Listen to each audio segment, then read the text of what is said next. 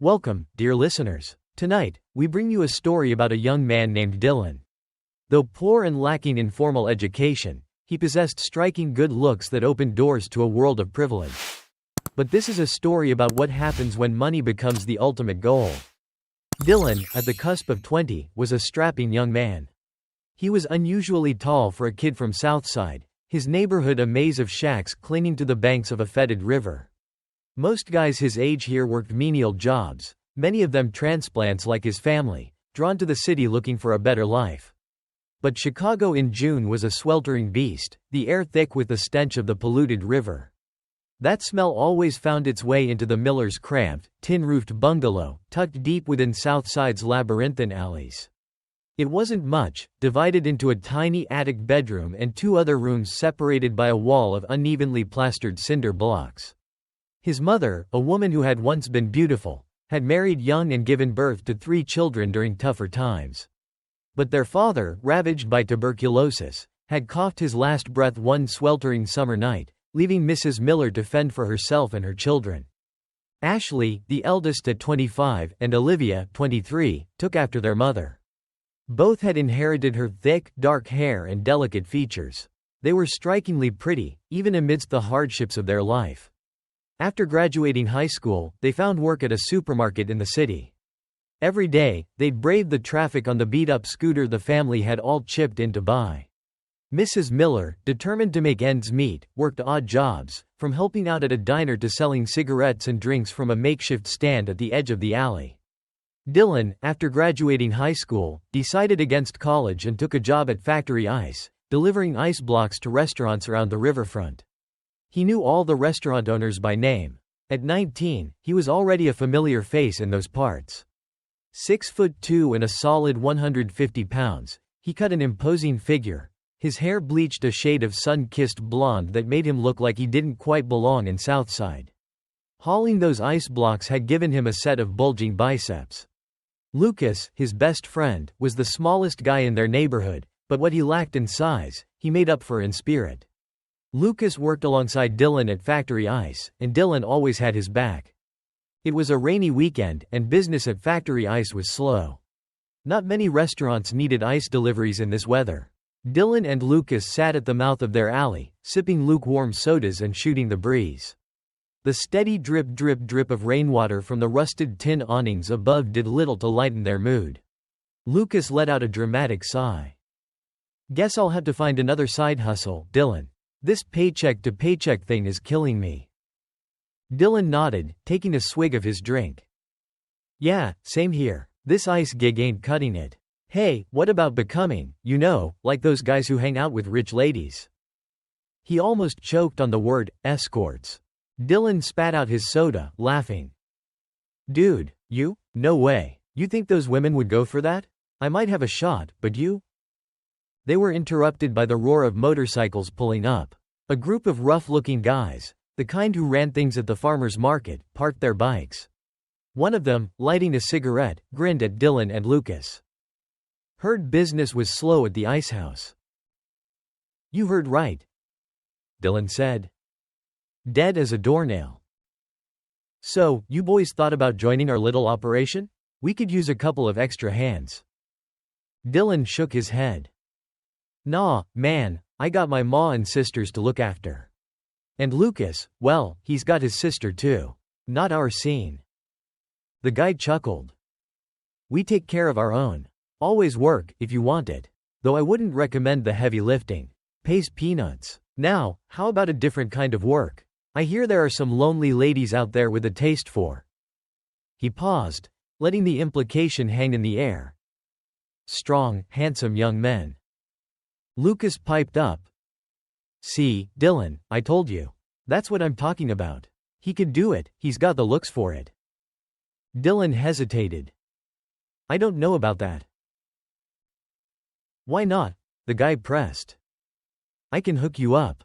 Just keep me and the boys in cigarettes and cheap beer at the end of the month. You only have to keep them entertained. Can't be that hard, right?" Dylan forced a laugh. "Maybe. But I don't think I'm cut out for that kind of work." Lucas wasn't giving up. "Come on, man, what if we both tried it?" He turned to their audience. Think he's got what it takes? The men burst into laughter, eyeing Lucas with amusement. Well, one of them said, you definitely got the right attitude for it. But you gotta work on your, physique. And maybe the gift of gab. But hey, the guy continued, taking another drag of his cigarette, if you boys want some, shall we say, hands-on experience, you're in luck. We're meeting up with Spike tonight. You know Spike, right? Shaved head, eagle tattoo on his back? The guy let out a booming laugh. We just happened to be in the neighborhood, thought we'd swing by your place, Dylan. Drinks are on Spike tonight. Consider it an initiation into the brotherhood. We gotta look out for each other, as boys from Southside. Anyone gives you trouble, you just let us know. Lucas was grinning ear to ear, but Dylan remained unconvinced. This wasn't the path he had envisioned for himself. He wasn't sure he wanted to get mixed up in this world. The guy finished his cigarette and flicked it onto the pavement. With a roar of engines, the group mounted their motorcycles and sped away, disappearing over the iron bridge that spanned the murky river. They weaved through traffic, eventually pulling up outside a nondescript building on a quiet street. As soon as they walked in, the madam, a woman with a tired face and watery eyes, rushed over to them. What can I do for you gentlemen today? It's been a slow week, if you get my meaning. Spike laughed, throwing his arm around her shoulder. Relax, sweetheart. No need to explain yourself. We're here to show these two young fellas a good time. Consider it a favor to me. Just give them the royal treatment, and we'll settle up later, alright? He winked at her. We'll be at a barbecue, you know the place. Just down the alley from you know who. Spike gave Dylan and Lucas a rough pat on the back. Have fun, boys. Don't be shy. Lucas looked like all his Christmases had come at once. Dylan mumbled his thanks, still unsure about the whole thing. This wasn't exactly his idea of a fun night out. The madam, seeing their contrasting reactions, gave a knowing laugh. Don't you worry, boys, I'll have my best girls take good care of you. Spike winked again, and the group roared off into the night. Left alone, Dylan and Lucas exchanged uneasy glances. What had they gotten themselves into? The madam bustled back in, all smiles now. All right, boys, follow me. Let's get you settled. I've got just the girls for you. The best in the house. You won't be disappointed. And hey, she added, lowering her voice, put in a good word for me with Spike, would ya? He can be a real sweetheart when he wants to be. Lucas, ever the charmer, grinned. You got it. We'll make sure Spike knows how well you take care of us. She led them down a narrow hallway to two adjoining rooms, separated by a thin wall that did little to muffle sound. The rooms were sparsely furnished, each with a large bed in the center, its mattress sagging and smelling faintly of cheap air freshener. A nightstand with a wobbly drawer stood beside the bed, a box of condoms perched precariously on top. A dim red light bulb cast an unsettling glow over the scene. Dylan had been in his fair share of motels and hotels while delivering ice, but this felt different. He lay down on the bed as a young woman with a towering beehive hairdo entered the room. Her makeup was heavy, but her face was pretty, almost sweet. She shut the door behind her, her eyes darting nervously between Dylan and the door. The madam said to take good care of you, she said. So, what's your pleasure? What's your name? Dylan asked. Your real name, I mean. Kimberly, she replied softly. But everyone calls me Kim. How old are you, Kim? 18. She whispered, avoiding his gaze. 18? Dylan thought to himself, taking in her appearance. She looks like she's been through a lot more than that. Come here, he said gently. Let's see what you've got. If you're good, I'll put in a good word with the madam. Oh, thank you, she said, her face brightening. Just don't tell her if I mess up. Please. She walked towards him, and he noticed a flicker of fear in her eyes. Turn over, she said softly. Let me give you a massage. Dylan lay on his stomach as Kim started to knead his shoulders. She was surprisingly strong, her touch firm and practiced. The madam had obviously taught her well. The tension he hadn't realized he was carrying from hauling ice all day started to ease. "Let me take care of you now," Kim whispered. 30 minutes later, Dylan sat on the edge of the bed, his head spinning. He got up and walked over to the window, the musty smell of the room filling his nostrils. Kimberly, her face scrubbed clean of makeup, came out of the bathroom. "I should get going," she said, pulling on a sweater. "Another time, okay? And don't forget, my name is Kim. You know where to find me, near Spike's place." Dylan nodded, surprised to learn that she lived just a few streets over. He realized he'd taken a different route to work and had never seen her around. Dylan pulled on a pair of jeans and stepped out into the hallway. Lucas was waiting for him, grinning like he'd won the lottery. He took a long gulp of his soda. "See, I told you it'd be fun." The madam appeared, all charm and warmth now, urging them to come back anytime. "Anything you need, just let Spike know, okay boys? Will do," Dylan mumbled, still trying to process the experience. They stepped out onto the street and made their way back toward the group of Spike's men. The men, beers in hand, greeted them with knowing smirks and slaps on the back. They insisted Dylan and Lucas join them for a celebratory round of drinks and barbecue. After a couple of beers, Dylan and Lucas excused themselves, pleading exhaustion. The men, already several beers deep themselves, simply nodded and waved them off. Dylan and Lucas walked in silence across the iron bridge, the river below a sluggish black ribbon reflecting the city lights. Lucas, his words slightly slurred, slung an arm around Dylan's shoulders. "Dude, that was awesome. But tonight, I'm crashing at my place. Gotta get some sleep. Tomorrow's another day, more ice deliveries to make." "Hey," he said, an idea striking him. "We should hit up Spike again when we get paid. He'll hook us up. What do you say?" "Maybe," Dylan mumbled. He wasn't sure he was cut out for this whole escort thing. He kind of liked his life, simple as it was. They reached their street and parted ways. Dylan smiled, remembering the nickname Lucas had given him. Hotshot. It wasn't exactly wrong. He pushed open the creaky gate and walked into his yard. The house was dark except for a faint light coming from the living room. His mother was asleep upstairs, and Ashley was sprawled out on the couch, snoring softly. He glanced at the clock. 10 p.m. "What are you doing home so late?" Ashley mumbled groggily, sitting up and rubbing her eyes. "You know you have work in the morning." "Just hanging out with some friends, Ash. Went for some barbecue and beers." "Whatever." She yawned. "Just try to be quiet, will ya? I'm exhausted." Ashley stumbled off to her room, leaving Dylan alone in the living room. He went to his room, the faint scent of laundry detergent clinging to his threadbare sheets. He hadn't been asleep for long when he heard the shower running. Olivia was home. "Dylan, is that you?" Olivia's voice was a hushed whisper. "Yeah, it's me," he mumbled back, not wanting to wake their mother. "Where were you? You're home late."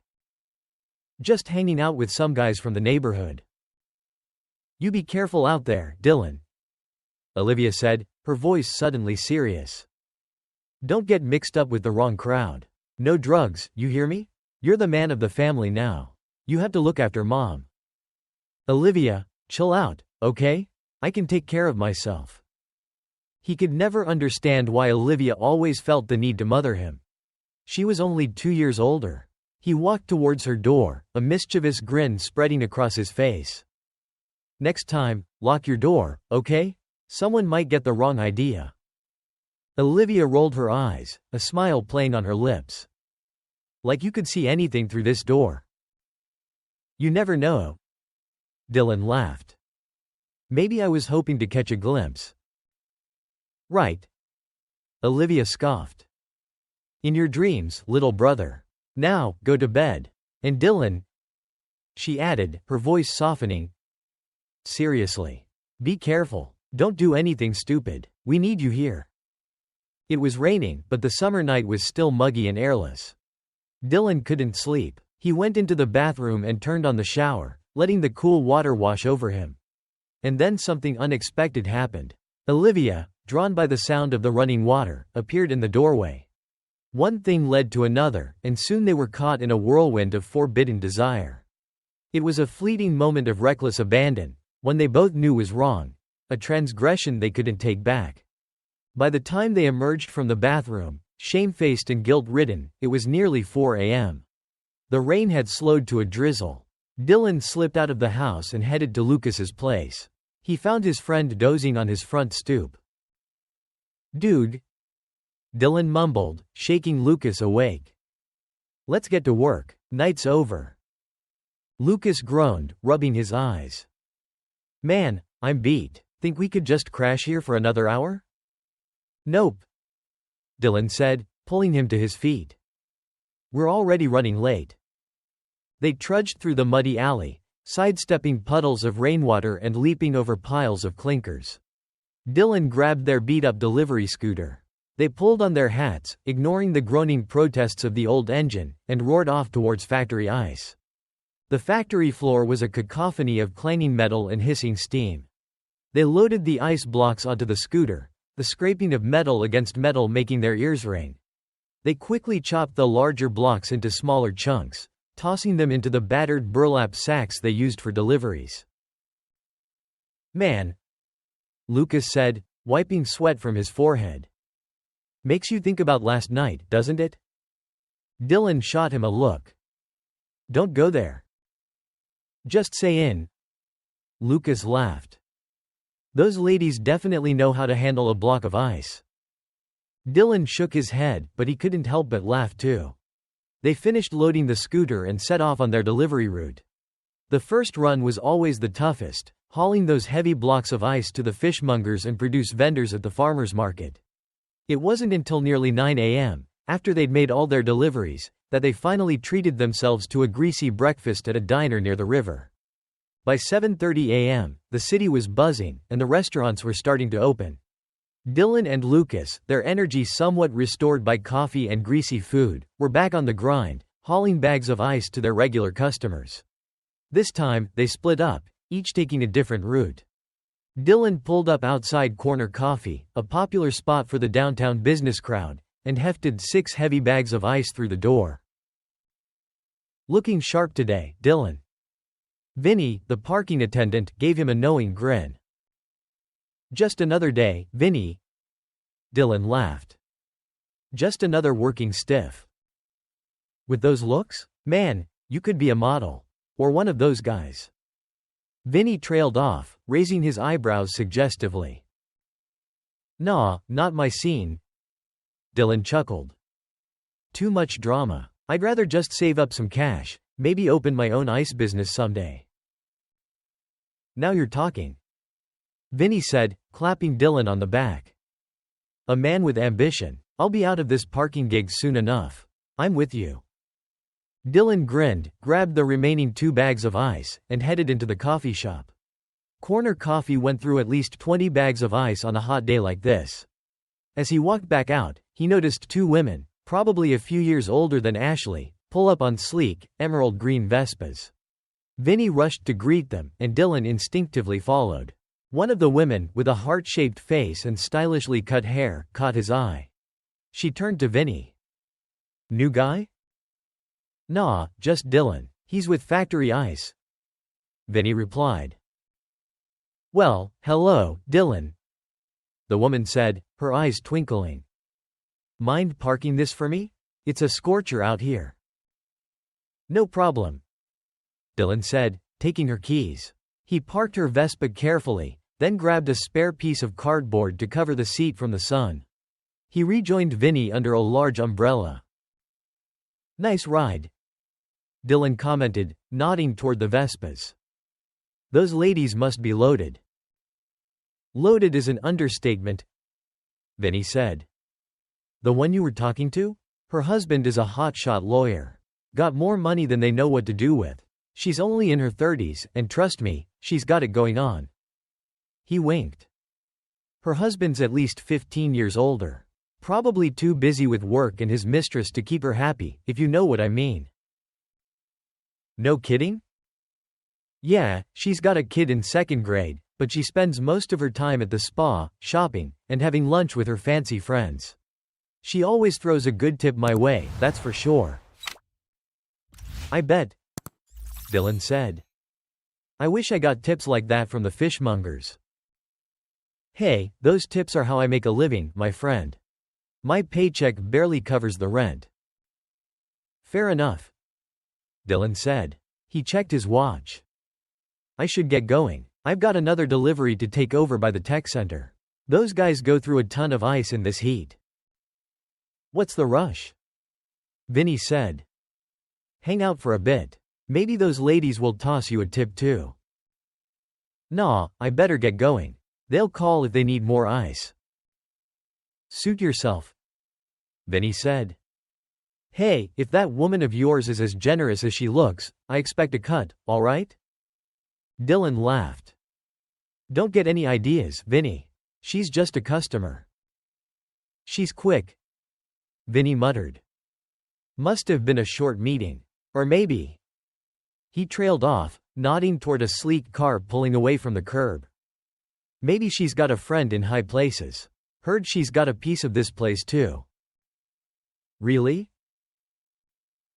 Word on the street, Vinny said, winking. Dylan leaned back, taking another sip of his soda. He still had a few hours to kill before his next delivery. About 20 minutes later, the woman emerged from the coffee shop. Dylan quickly grabbed the cardboard, revealing the emerald Vespa, gleaming in the morning sun. He wheeled it out to the curb. Which way are you headed? He asked. I can turn it around for you. Oh, no need, honey, the woman said, smiling. You're such a handsome young man. Such a baby face. She pulled out her wallet and handed him a crisp $50 bill and a business card. Oh, thank you. Dylan stammered, flustered. Have a great day. The woman laughed, tucking a strand of hair behind her ear. You've got a good way with women, kid. I like that. See y'all around. She climbed onto the Vespa and, with a wave, sped off with her friend. Dylan stared after them, a mix of awe and envy churning in his gut. He tucked the 50 into his pocket, ignoring the business card. Vinny, looks like someone got lucky, he said, grinning. Drinks are on me later. What do you say? Vinny laughed. Keep it, kid, you earned it. Just promise you'll come hang out with your dear old pal Vinny when you're rolling in dough, all right? Dylan chuckled. You got it. I'll be sure to look you up when I'm a millionaire. He chatted with Vinny for a few minutes longer, then hopped back on his scooter to finish his deliveries. Back at Factory Ice, Lucas was nowhere to be seen. Dylan parked the scooter and headed to the front of the warehouse, tossing the keys to one of the other guys. As he turned onto his street, he remembered the business card. He fished it out of his pocket. It was from Mrs. Anderson, head of HR at some company downtown. Dylan laughed to himself. Must be nice, he thought. Being married to a rich lawyer and having an important-sounding job. Not that she needs to work, I bet. He shoved the card back in his pocket. He couldn't imagine a life like that. Lucas roared up a few minutes later, his face flushed. He took a swig of water, wiping his mouth with the back of his hand. Why are you sitting here like a bump on a log? He asked Dylan. Got plans or something? Just thinking, Dylan said, watching a group of kids playing stickball in the street. Thinking about what? Not another delivery run, I hope? It's too damn hot for this. Nah. Dylan grinned. Remember those ladies at Corner Coffee? Well, one of them gave me a $50 tip. No way. Seriously?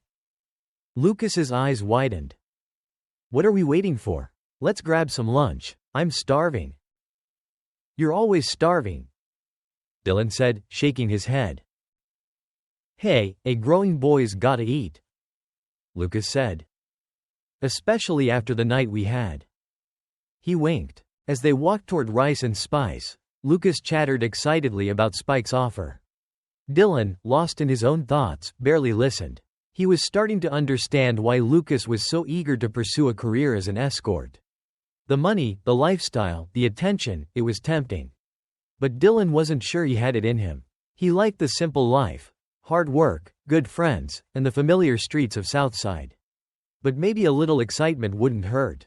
After a satisfyingly greasy lunch at Rice and Spice, Dylan and Lucas were beat. They'd been up since dawn, hauling ice and chasing after tips. They headed back to Southside, each crashing at their respective homes for a few hours before their evening shift at Factory Ice. Dylan's house was empty when he got there. Ashley and Olivia were both at work, and Mrs. Miller was probably cleaning houses on the north side. He collapsed onto his bed, exhausted but strangely wired. He dozed off, images of emerald green Vespas and $50 tips dancing through his head. He woke up around 2 p.m. to the sound of Ashley's key in the lock. "Hey, sleepyhead, he said, tossing her purse on the couch. "Are you heading out to work?" "Yeah," Dylan said, stretching and yawning. "Mom's not back yet, is she?" "Not yet," Ashley said. "She's been slammed with house cleaning jobs lately. I told her she needs to slow down, but you know Mom." "Yeah, she's got more energy than all of us put together," Dylan laughed. "Speaking of energy," Ashley said, pulling a $20 bill out of her wallet. "Here, get yourself something nice to eat tonight." "What's this for?" Dylan asked, surprised. "Did you win the lottery or something?" "Close." Ashley grinned. "I got a bonus at work. Sales were through the roof this month. Take it, don't make me come over there and tuck you in." Dylan laughed and took the money. "Thanks, Ash, you're the best." He met up with Lucas a few minutes later, and they headed to Factory Ice. They spent the next few hours bagging ice, their fingers numb from the cold. By the time their shift ended, they were both ready to relax. "My stomach's killing me," Lucas groaned, clutching his belly. "I'm heading home. You gonna be all right?" "Yeah, I'm good. I think I'll just take a walk. Clear my head." "Suit yourself," Lucas said, stumbling off toward his house. Dylan wandered down the street, the familiar sights and smells of Southside washing over him. It was late, and Olivia would be home from work by now. Ashley had the late shift at the supermarket. As he turned the corner onto his street, he noticed a familiar figure standing under the flickering glow of a streetlight. He recognized her instantly, Kimberly. "Hey, Kim," Dylan called out, crossing the street. "Heading to work?" Kimberly turned around, startled. A look of recognition washed over her face. "Oh, hey Dylan. Yeah, gotta make a living, right? How's business?" "Not bad," she said with a shrug. "Had 5 or 6 customers last night. Enough to get by, but the cops have been cracking down lately. It's nerve-wracking, you know?" "I bet," Dylan said, trying to imagine what it must be like. "Well, I hope you have a good night. Maybe I'll stop by later." Kimberly laughed, a hard edge to it. "What, you got money for that now? You know where to find me when you do." She paused, her face softening a little. "Just kidding, Dylan. You seem like a good guy. Maybe another time."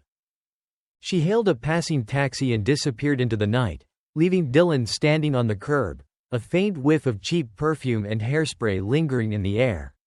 Back at his house, he found a plate of sandwiches Olivia had left on the table. He ate one standing up, then headed to his room. He showered and collapsed onto his bed, exhausted from the long day. He had just drifted off to sleep when he felt a hand on his shoulder. He opened his eyes to see Mrs. Miller standing over him, her face etched with fatigue. "Dylan, honey," she said softly. "I'm sorry to wake you, but I got you something to eat." She placed a brown paper bag on his nightstand. "I picked up some egg rolls from that place you like. Eat them before you go to work, okay?" "Thanks, Mom," Dylan mumbled, his eyelids already drooping. "I'll eat them later, I promise." Mrs. Miller smiled tiredly and kissed him on the forehead. "You work too hard, Dylan." He closed his eyes as she left the room, the scent of jasmine and bleach following her out the door. Dylan slept soundly for the rest of the afternoon. By nightfall, he was back in his routine, heading over to Lucas's place to start their shift. He found Lucas already up, a sleepy grin on his face. Dylan tossed him a couple of pastries he'd snagged from the bakery down the street. "Man, what I wouldn't give for a real breakfast," Lucas mumbled through a mouthful of flaky dough. They headed to Factory Ice, only to find the place plunged in darkness. "What the?"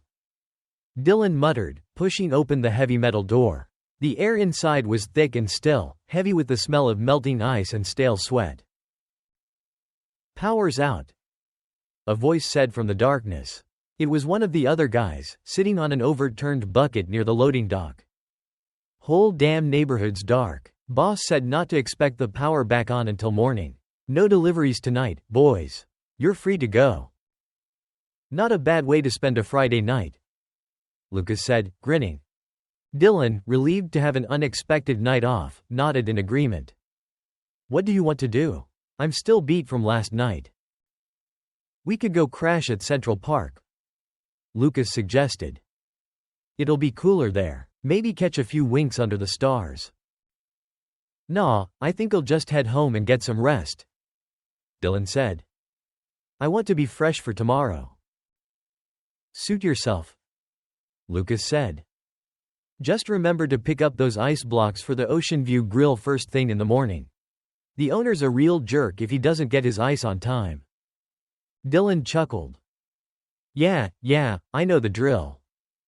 As he approached his street, he noticed Kimberly walking down the sidewalk with a group of other women. They were all dressed in tight clothes, their faces heavily made up. "Dylan," Kimberly called out, a sly smile spreading across her face. "Out for a stroll? You're missing all the fun. Business is booming tonight." She turned to her friends. "Ladies, this is Dylan. Spike's friend? The one with the magic touch?" The women, their laughter loud and high-pitched, eyed Dylan with a mixture of curiosity and amusement. They clearly knew what he and Lucas had been up to. He felt a blush creep up his neck. "Don't forget about your girl, Dylan," one of the women said, her voice thick with false eyelashes and cigarette smoke. He laughed, suddenly feeling very self-conscious. "You wish," he mumbled. Kimberly sidled up to him, her perfume a strange mix of floral and something sharp and metallic. "Come on, Dylan," she whispered. "Come hang out with us for a bit." Dylan hesitated. He was curious to see where she lived, to get a glimpse into her world. He followed Kimberly and one of her friends down a side street, the air thick with the smell of stagnant water and decay. They reached a row of dilapidated apartment buildings, their paint peeling, windows boarded up. "This is it," Kimberly said, stopping in front of a door that looked like it hadn't been opened in years.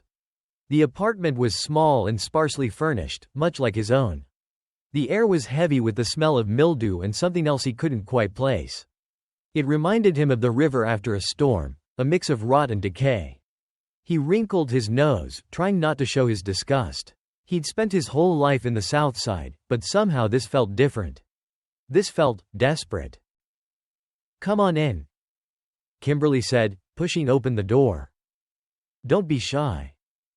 Her friends giggled, their eyes darting between Dylan and Kimberly. They were clearly enjoying his awkwardness.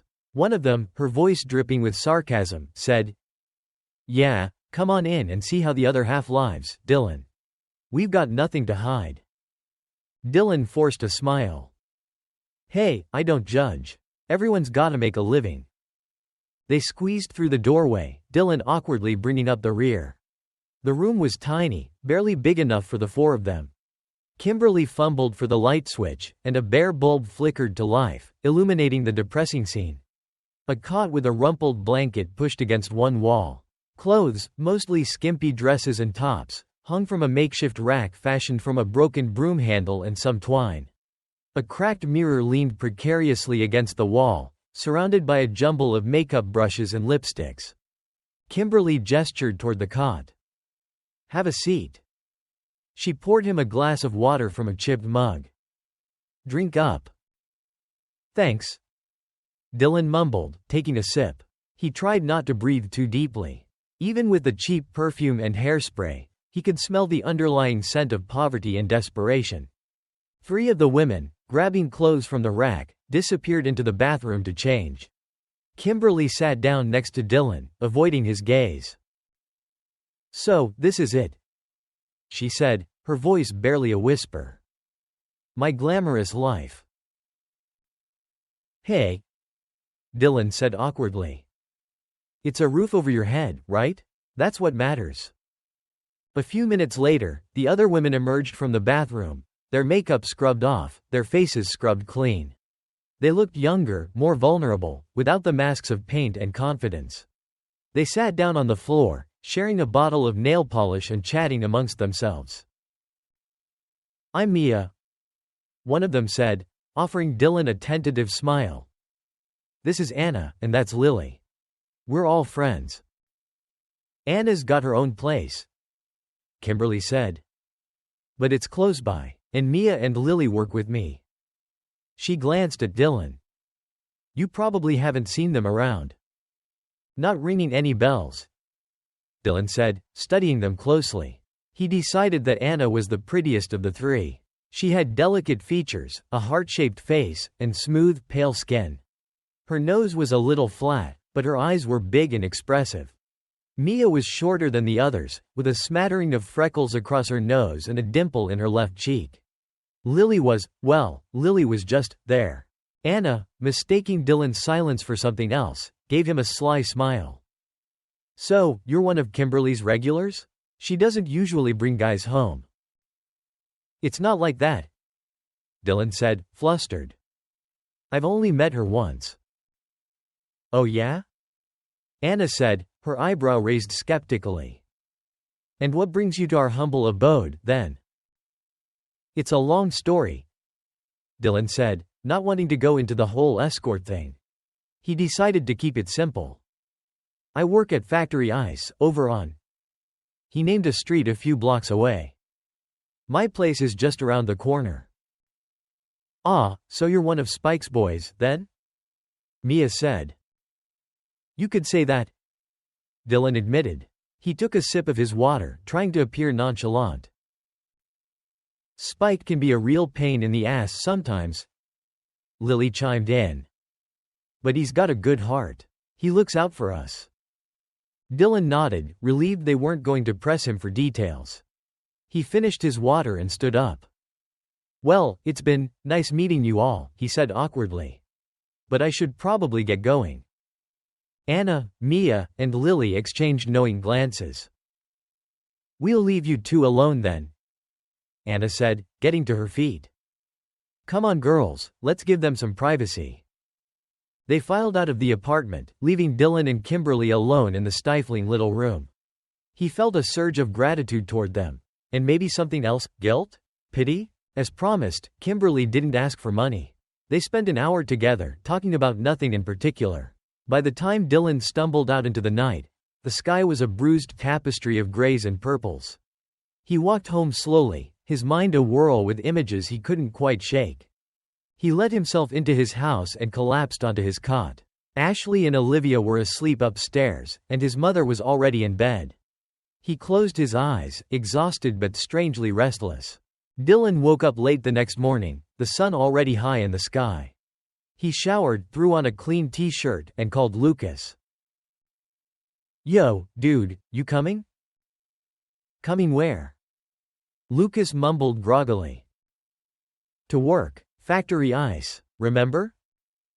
"Oh, right." Lucas yawned. "Thought we were off today. What about the power outage?" "It's back on," Dylan said. "And if we're not there, we don't get paid. You know the deal." Fine." Lucas groaned. "That park bench is looking mighty comfortable right about now." Dylan headed outside and found Lucas waiting for him in the alley. He was surprised to see Lucas had actually bothered to comb his hair. "Whoa there, killer," Lucas said, giving Dylan the once-over. "Dressed to impress? Who are you trying to charm today? The Ice Queen at the bakery?" Dylan laughed.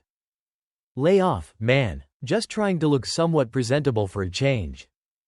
Lucas, who favored ripped jeans and faded band t-shirts, shook his head in mock disapproval. You and your fancy ways, Dylan.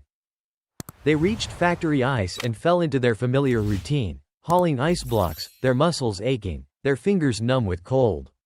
Soon they were back on the road, making their rounds. Dylan pulled up outside Corner Coffee and lugged the heavy bags of ice inside. Hey, Dylan, remember that woman from the other day?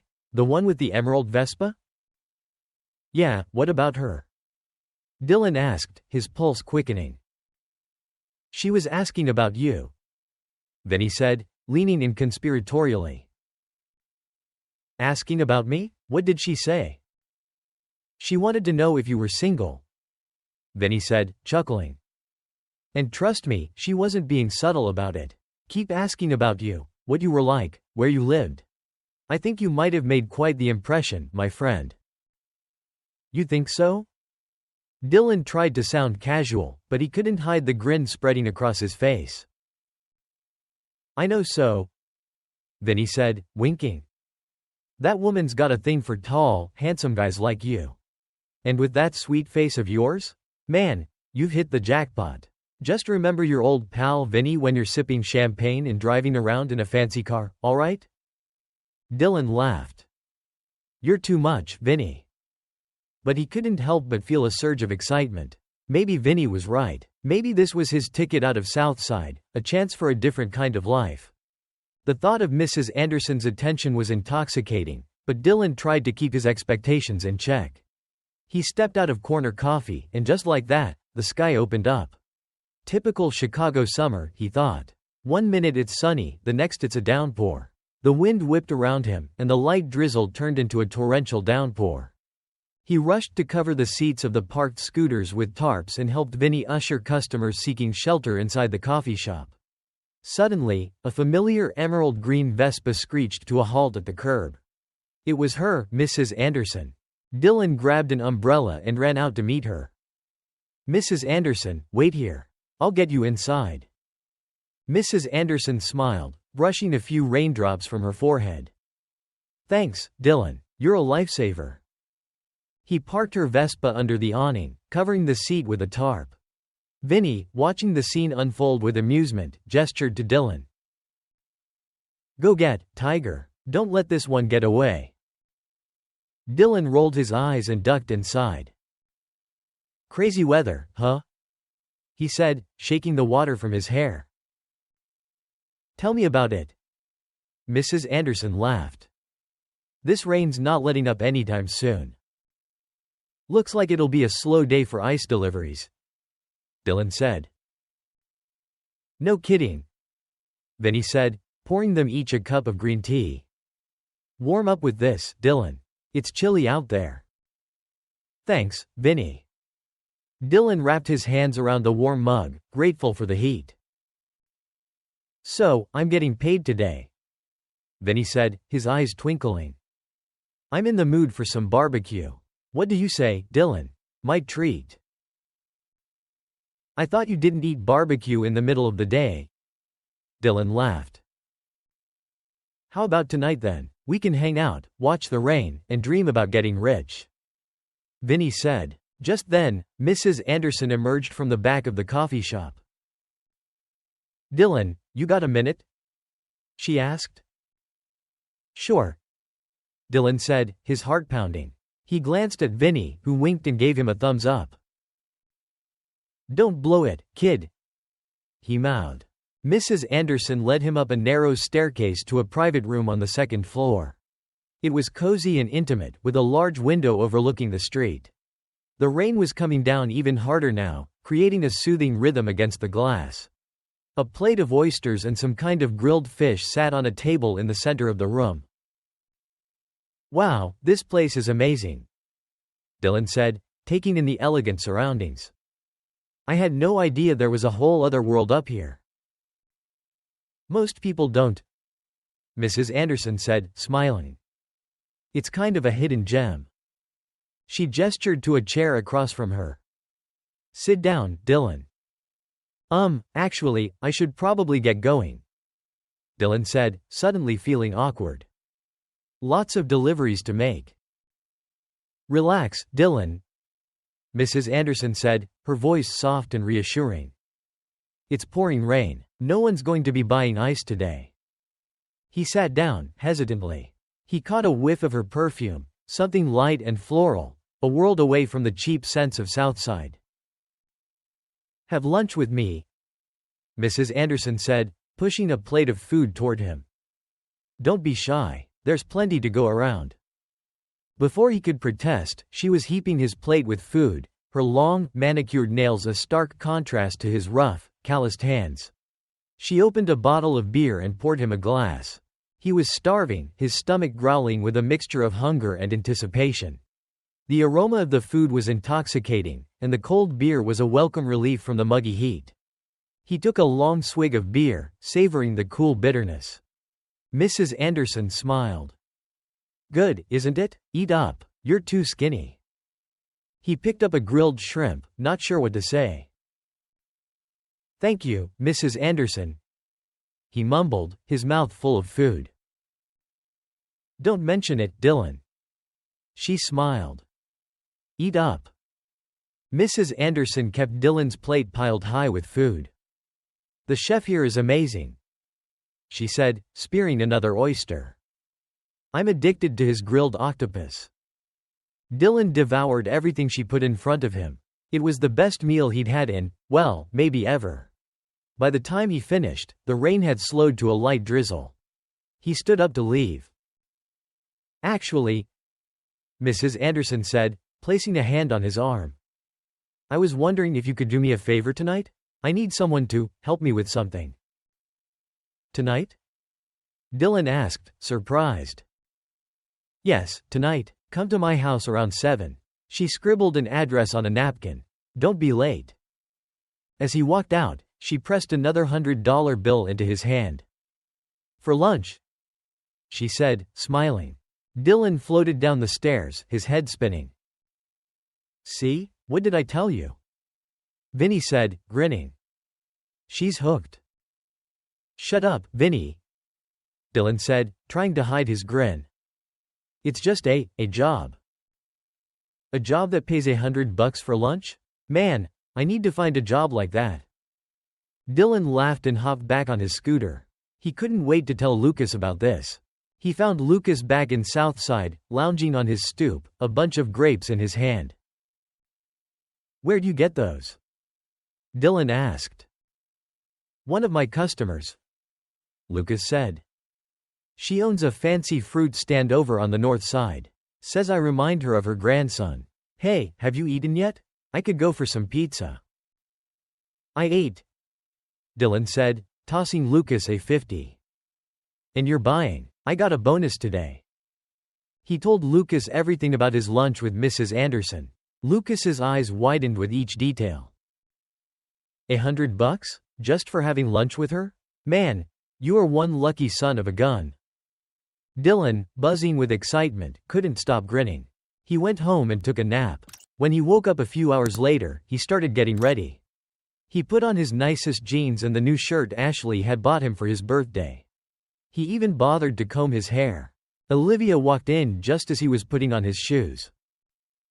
Whoa, look at you, she said, raising an eyebrow. Got a hot date tonight? Not exactly, Dylan mumbled. Just meeting someone. Someone who makes your heart race like that. Olivia teased. Come on, spill it. Who is she? It's not like that, Dylan said, flustered. It's just a job opportunity. Doing what? Olivia asked, skeptical. A receptionist job, at a hotel downtown. The pay's good, and the hours are better than factory ice. Olivia's face softened. That's great, Dylan. I'm so happy for you. See? I told you good things would happen. He hailed a taxi and gave the driver the address Mrs. Anderson had written on the napkin. He had no idea what to expect, but he knew one thing. His life was about to change. The taxi pulled up outside a modern 4-story building in a new development on the outskirts of the city. Construction crews were still working on some of the houses nearby. He paid the driver, walked up the driveway, and stood before the imposing wrought iron gate. Hesitantly, he reached out and pressed the buzzer. The buzzer echoed through the quiet street. A moment later, he heard the soft padding of footsteps approaching the gate. Mrs. Anderson opened the gate, a warm smile spreading across her face. "Dylan, you made it. Come on in." She studied him for a moment. "Did you take a taxi?" "Yeah," Dylan said, stepping through the gate. "Didn't want to be late." "Good," she said, leading him up a flagstone path to the front door. Come in, come in." He stepped into a spacious foyer with gleaming tile floors and a wall of windows overlooking a meticulously manicured garden. Vases filled with fresh flowers adorned every surface. Mrs. Anderson looked stunning. She was wearing a flowing floral dress that cinched at her waist with a pale pink ribbon, her long, blonde streaked hair cascading down her back. The subtle scent of her perfume filled the air. "Wow, your house is beautiful," Dylan said, taking in the elegant surroundings. "It's nice, isn't it?" Mrs. Anderson said, her eyes twinkling. "I had it built a few years ago. I don't live here full-time, but I like to have a place to come to when I need to get away. Or when I have meetings with associates." She winked. "My real house is a bit further out of the city. More private." "You have more than one house?" Dylan asked, his mind boggling. Mrs. Anderson laughed, a melodic sound that sent shivers down his spine. "Let me get you something to drink," she said, leading him into a spacious living room. She poured him a cup of tea, something fragrant and subtly sweet that he'd never tasted before. "So, Dylan," she said, settling into a plush armchair across from him. "Tell me a little about yourself. Do you have a girlfriend?" "No, ma'am," Dylan said, feeling his cheeks flush. "I don't. I'm just focused on work right now." "Work? That ice delivery job? You're too handsome for that kind of work, Dylan. You could do so much better." "I've been thinking about getting my chauffeur's license," Dylan said. "But it's expensive." "You know how to drive?" "Yes, ma'am. I got my driver's license after high school. I even tried to get a job driving a cab, but it didn't work out." "Interesting," Mrs. Anderson said, a thoughtful expression on her face. "You see, I've been looking for someone to drive me around. My husband is always so busy, and I hate taking taxis. Especially in this weather." "You mean, like a personal driver?" Dylan asked, his heart pounding. "Exactly," Mrs. Anderson said. "I've been watching you, Dylan. You're a hard worker, and you seem trustworthy. I think you'd be perfect for the job." Dylan could barely believe his ears. I don't know what to say," he stammered. "That would be amazing." "Good," Mrs. Anderson said. "Now, let me show you around. If you like it, you can move in tomorrow. We're going car shopping in the morning."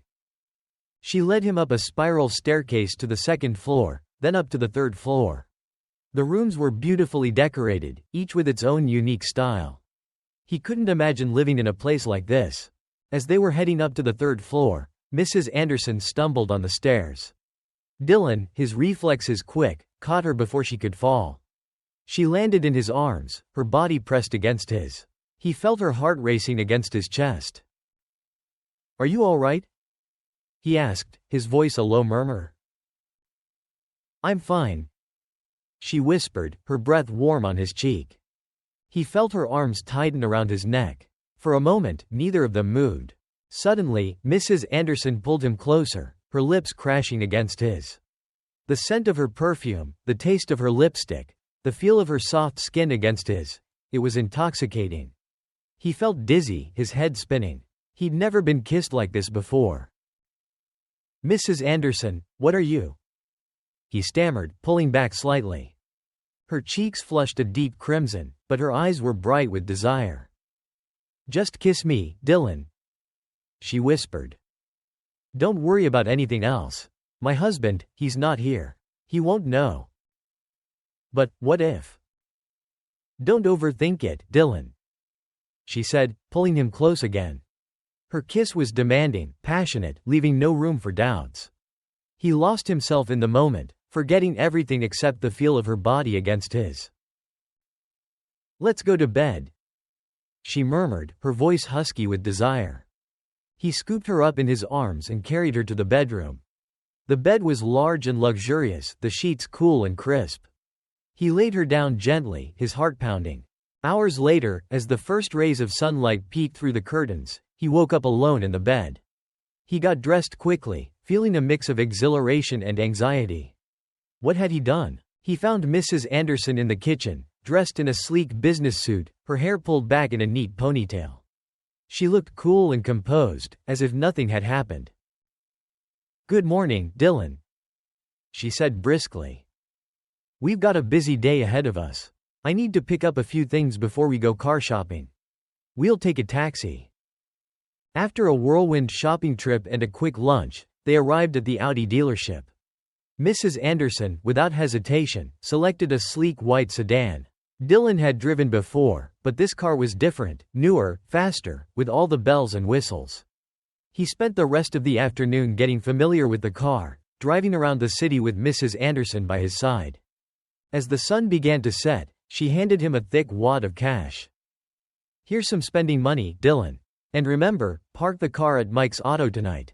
Be here at 8 a.m. sharp tomorrow to pick me up for work. We'll get the license plates next week. Yes, ma'am, Dylan said, his head spinning. He drove to Mike's Auto, parked the Audi, and took a bus back to Southside. He found Lucas waiting for him, looking impatient. Dude, where have you been? Lucas asked. I thought you quit. I got a new job, Dylan said, grinning. I'm a chauffeur now. A chauffeur? For who?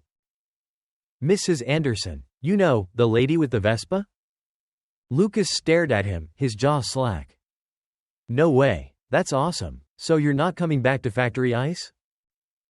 Nah, Dylan said, tossing the keys to his beat-up scooter to Lucas. This thing's all yours. They spent the rest of the evening celebrating Dylan's good fortune, drinking beer with Vinny and getting massages. Dylan, for the first time in his life, felt like he was on top of the world. As Dylan kneaded the tension out of his shoulders, Vinny leaned back, watching him with a mixture of envy and amusement. So, what's it like working for Mrs. Anderson? He asked, taking a swig of his beer. You gotta watch yourself, kid. That husband of hers is a powerful man. Wouldn't want to get on his bad side. I know, Dylan said. But I'm just her driver. It's not like we're. Yeah, I get it. Vinny interrupted, winking. Just a chauffeur. But that woman's got a way about her, don't she? Flirty as hell. Just then, the sky darkened, and a light rain began to fall. The humidity wrapped around them like a damp blanket. Dylan said goodbye to Vinny and headed home. He found Olivia in the kitchen, dressed in her work clothes, looking unusually cheerful. Big night out? She asked, noticing his clean clothes and freshly combed hair. Not really, Dylan said, a sly grin spreading across his face. Just a job interview. Wish me luck. You don't need luck, Dylan, Olivia said, smiling. You're too good looking for them to say no. Seriously though, what kind of job? Receptionist, Dylan said vaguely. At a hotel downtown. The pay's supposed to be good. And no more hauling ice in the middle of the night. That's fantastic, Dylan, Olivia said, hugging him. I'm so proud of you. Don't get too excited, he said. It's not a done deal yet. He slipped out of the house and hailed a taxi. He was meeting Mrs. Anderson at her other house, the one she called her real house. He still couldn't quite believe this was his life now. The next morning, he woke to the scent of Mrs. Anderson's perfume. She was dressed in a tailored business suit, her hair perfectly coiffed, her makeup flawless.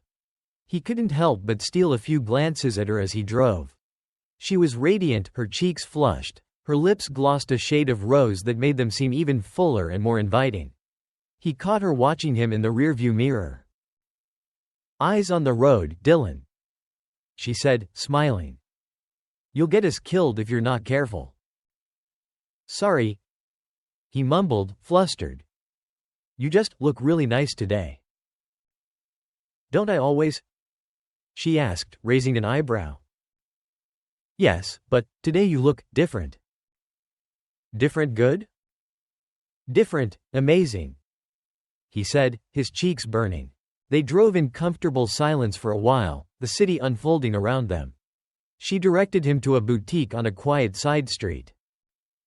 "Wait here," she said, patting his shoulder. "I won't be long." He leaned back in his seat and turned on the radio. 20 minutes later, she emerged from the store, a shopping bag in hand. She slipped into the passenger seat and leaned close to him, her scent filling his senses. "Take me to Ocean View Grill," she said, her voice low and husky. "I need to finalize some paperwork. And then maybe we'll celebrate." He nodded, his heart racing. He had no idea what the celebration entailed, but he was eager to find out. He drove her to the restaurant, parked the car, and waited for her outside. He tried to focus on the news on the radio, but his mind kept replaying the events of the previous night. He still couldn't believe she'd chosen him. An hour later, she emerged from the restaurant, her face flushed, her eyes bright. "Ready to go?" she asked, pulling on the parking brake. "Back to your place?" he asked. "No, silly," she said, laughing. "We're going to dinner. I'm starving." She gave him directions to a restaurant on the other side of town. "It's a little place I discovered recently," she explained. "They have the best sushi in the city. You'll love it." He nodded, trying to act nonchalant, but he'd never had sushi before. His culinary experiences had been limited to Southside diners and cheap barbecue joints. As they chatted, her hand brushed against his on the gearshift. She didn't pull away. "You need to eat more, Dylan," she said, her fingers lingering on his hand.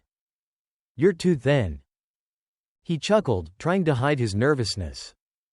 "I eat plenty, Mrs. Anderson. I'm just naturally lean." "Lean and strong?" She smiled, her eyes sparkling with mischief. "Strong enough for a marathon?" He laughed, not sure how to respond. "I'm just messing with you, Dylan," she said, patting his cheek. "But seriously, eat more." They arrived at the restaurant and she led him inside. The restaurant was located on the outskirts of the city, a sprawling complex of traditional wooden pavilions with thatched roofs and serene ponds filled with colorful koi. The parking lot was filled with luxury cars, a testament to the clientele. Dylan guessed that most of the people who dined here were either wealthy businessmen or high-ranking officials. Mrs. Anderson, touching his arm lightly, gave him a few last-minute instructions. "There will be a few other women there, about my age. Just call me Sarah. Don't worry about formalities." "Got it, Sarah," Dylan said, trying to sound casual. They walked along a winding path paved with smooth stones, past fragrant flower beds and trickling fountains. They reached a private dining room where a group of women were already seated around a large table laden with food. They were all dressed impeccably, their jewelry sparkling in the soft candlelight. Some were Sarah's age, others a bit older. But they all shared a certain air of confidence, of knowing exactly what they wanted. Dylan noticed that he was the only man in the room. Sarah introduced him with a warm smile. "Everyone, this is Dylan. My new driver." One of the women, her eyes narrowed with amusement, looked him up and down. "New car, Sarah?" "Yes," Sarah said smoothly. "I decided it was time for an upgrade." "What did you get?" another woman asked, leaning forward eagerly. "Oh, just a BMW," Sarah said casually. "Nothing too fancy." The women burst into laughter. "Just a BMW?" one of them said, her voice dripping with sarcasm. You're too modest, Sarah. She patted the empty seat next to her. Come sit down, Dylan. Tell us all about yourself. Dylan sat down, feeling a blush creep up his neck. He was acutely aware of their appraising gazes. He tried to focus on the conversation, but he couldn't help but feel out of place, like a stray dog who had wandered into a fancy dinner party. One of the women, her hair stylishly short but her eyes crinkled with laugh lines, leaned closer to Sarah. Looks like someone's going to need a good car wash soon, she said, her voice a conspiratorial whisper. Sarah laughed, her eyes sparkling with mischief. Don't worry, ladies. I can handle a little dirt. The women ordered a feast, exotic dishes Dylan had never seen before, and sipped on delicate glasses of sake. The taste was subtle, almost sweet, and Dylan found himself enjoying it immensely. He couldn't quite place the flavors of the food, but each bite seemed to send a warm, tingling sensation through his body. He felt a strange sense of exhilaration, a lightness he'd never experienced before. After lunch, they moved to a private karaoke room. Dylan, feeling a pleasant buzz from the sake and the rich food, decided to indulge in a few beers. He belted out a few classic rock anthems, his voice surprisingly strong and resonant. By the time they emerged from the karaoke room, it was late afternoon, and Dylan was feeling decidedly tipsy. I think I've had a little too much to drink, he admitted, stumbling slightly as he walked towards the car. Don't worry, I'll drive, Sarah said, taking the keys from him. Wouldn't want to get pulled over without license plates. He slid into the passenger seat, grateful for her quick thinking. The scent of her perfume, a heady mix of jasmine and sandalwood, filled the car, making his head spin. He leaned back, trying to focus on the passing scenery, but a wave of drowsiness washed over him. The next thing he knew, he was waking up in a luxuriously soft bed, the air cool and fragrant. He stumbled downstairs, thirsty and famished. He found Sarah in the kitchen, wearing a silk robe that clung to her curves. Her hair was loose and tousled, and she was humming softly to herself as she cooked. You're awake, she said, smiling. I was starting to think you were going to sleep through dinner. How did I? He began, his voice thick with sleep. You don't remember?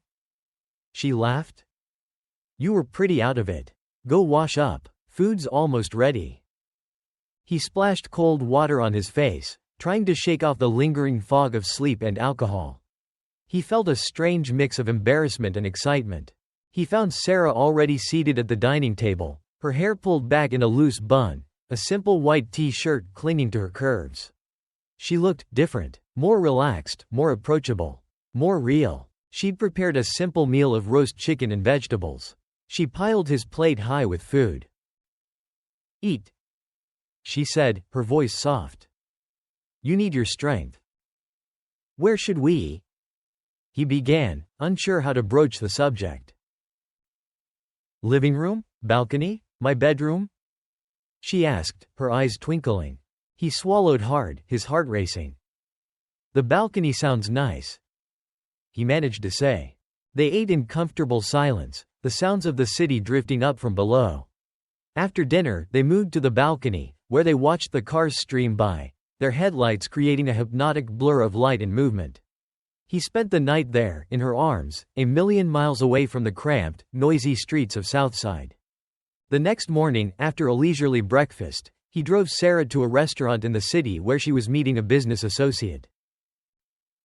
I'll be here for a few hours, she said, patting his arm. You're free to do whatever you want. Actually, he said, remembering his aunt and uncle who lived a few hours away. My aunt and uncle live in Oakwood Cottage near here. Could I borrow the car to go visit them? Of course, Sarah said, handing him the keys. Take your time. I'll call you when I'm ready to leave. Thank you, Sarah, he said, grateful for her trust.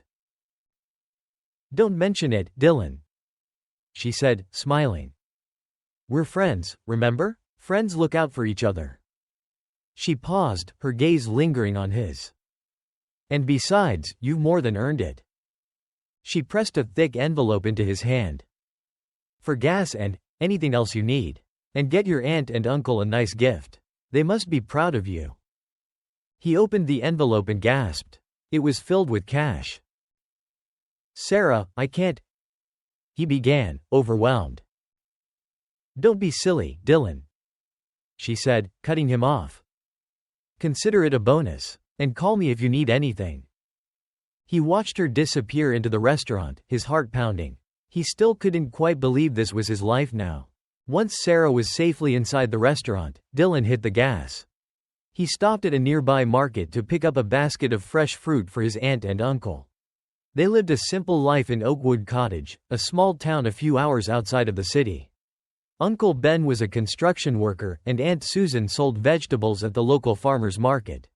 In the afternoons, she tended their small plot of land, growing vegetables to supplement their income. They had 2 children, Willow, who was a year younger than Dylan, and Owen, who was in 9th grade. He pulled up to their modest cottage, a 2-story structure with peeling paint and a porch swaying gently in the breeze. Willow and Owen were sitting on the steps, chatting and laughing. Their eyes widened in surprise when they saw Dylan pull up in a brand new Audi. "Dylan!" Owen shouted, jumping to his feet. "Is that you? You're driving a car. Awesome." Dylan grinned, stepping out of the car. "Hey, guys. Just passing through and thought I'd stop by. It's a rental, though. Don't get any ideas." "A rental?" Owen's eyes were wide with awe. "Even a rental is cool. Can I sit in it, please?" Dylan ruffled Owen's hair. "Sure, buddy. We'll take it for a spin later." Aunt Susan emerged from the house, wiping her hands on her apron. "Dylan, is that you? My goodness, you've grown. Almost a man now." "Hi, Aunt Susan," he said, giving her a hug. "Good to see you." "Whose car is that?" she asked, eyeing the Audi with a mix of curiosity and suspicion. "It's a rental," Dylan explained. "I was driving a client out this way and thought I'd stop by to say hi. I hope you don't mind." "Of course not, dear," Aunt Susan said. "Come on in. Stay for dinner." "Thanks, Aunt Susan," he said. "I brought you some fruit." He followed her inside, handing her the basket of fruit. "My, how fancy," Aunt Susan said, smiling. "Where did you get the money for this, Dylan?" "Just doing some odd jobs," he mumbled, not wanting to go into the details of his new employment. "Well, you're certainly doing well for yourself," Aunt Susan said, her eyes twinkling. "Willow, honey, Dylan's here. And he brought gifts." Willow emerged from her room, a book in her hand. She was a pretty girl, tall and slender, with shoulder-length chestnut brown hair and a shy smile. "Hi, Dylan," she murmured, her cheeks flushing pink. "She's all grown up, isn't she?" Aunt Susan said, chuckling. "Ready for college next year. She gets her brains from her mother."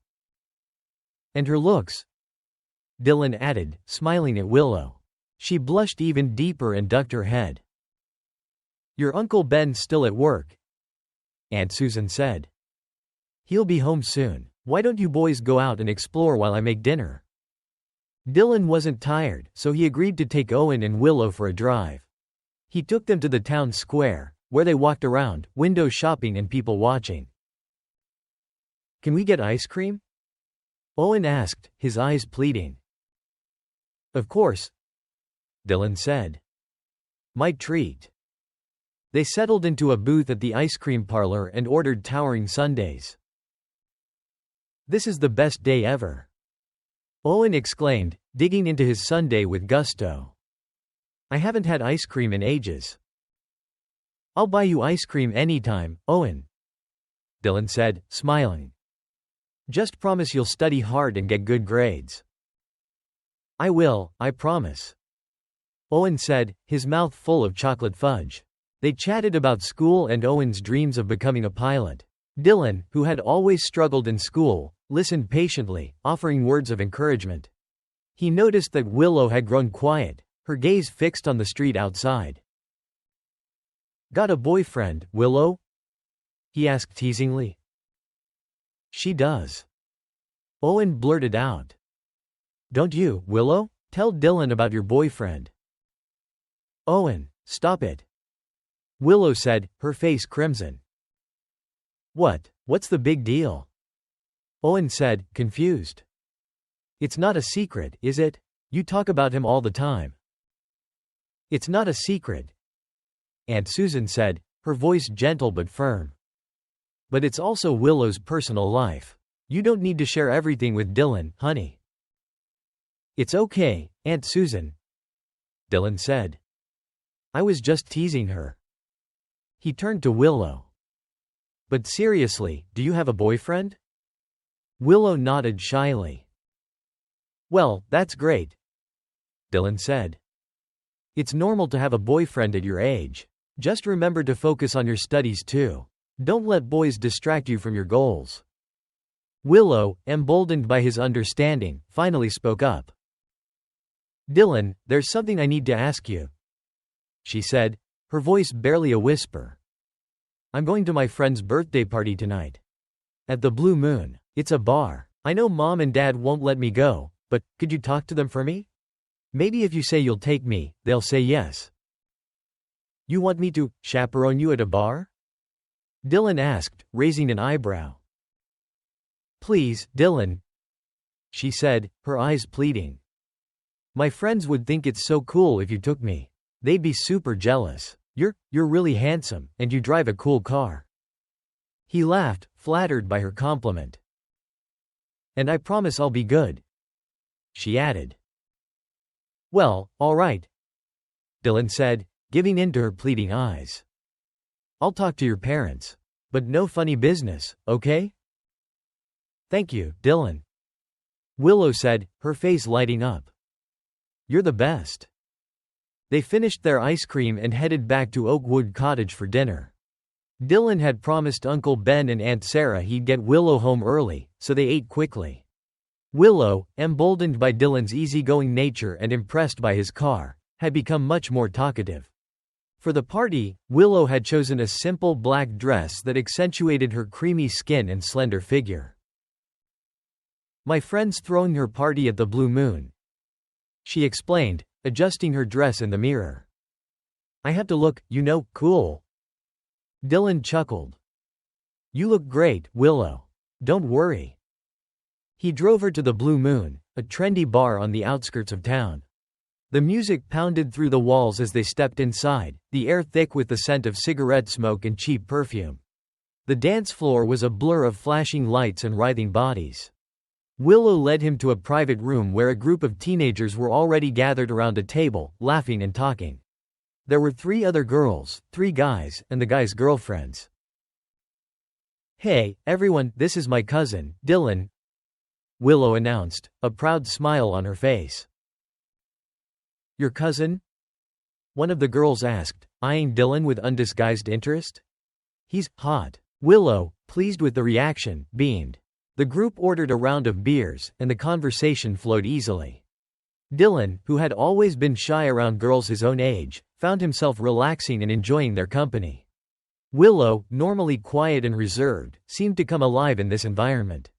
She laughed easily, her cheeks flushed, her eyes sparkling. She even drank a couple of beers, much to Dylan's surprise.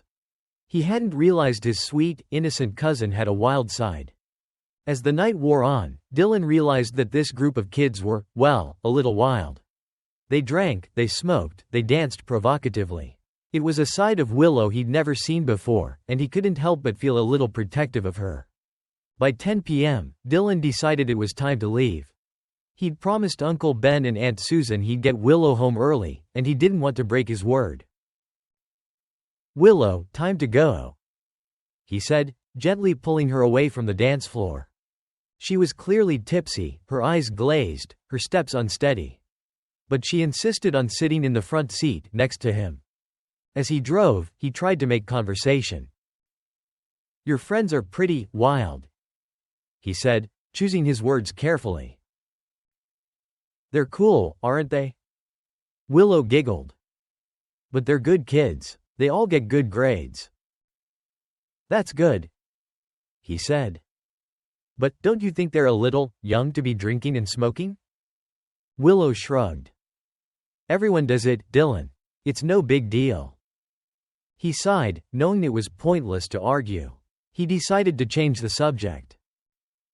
So, he said, keeping his voice light. You and your friends, you all have boyfriends, right? Yeah, Willow said. Except for Jessica, she's still single. And you guys, you're all, you know? He hesitated, unsure how to phrase the question delicately. Willow giggled. We've all done it, yeah.